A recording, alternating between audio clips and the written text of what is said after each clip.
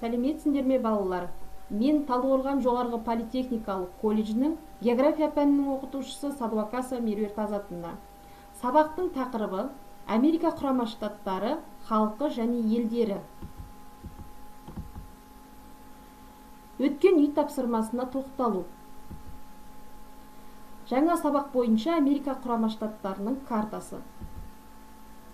Америка құрама штаттарының ауданы 9.363.000 км квадрат, халқы 309 миллион адам, 3-ші орында. Ресми тілі ағылшын, ақша бірлігі доллар, астанасы Вашингтон, әкімшілік құрылымы федеративті республика, 50 штаттан тұрады.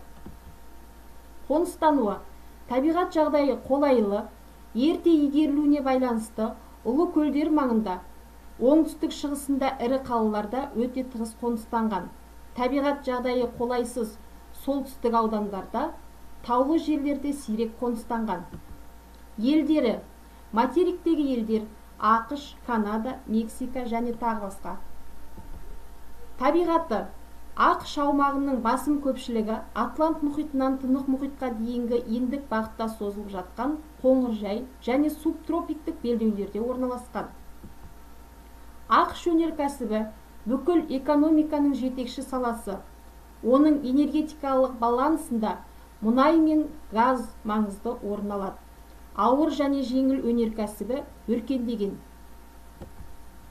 Америка құрама штаттарында үндістер, европалықтар, нигерлер, метистер, мулаттар, самболар мекендеген. ақштың ауыл шаруашылығында механикаландырылған фермерлік шаруашылықтар жетекші рөл атқарады. Онда өндірілген негізгі дақылдарға бидай, арпа, сұлы, қара бидай, жүгері, соя, бұршақтар, картоп, қант қызылшасы, мақта жатады.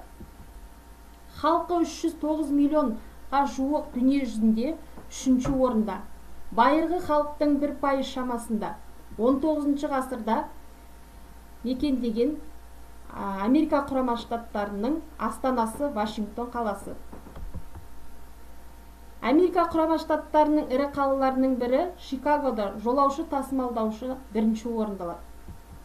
Лос-Анджелесте ғарыштық техника мен электроника орталықтары дамған.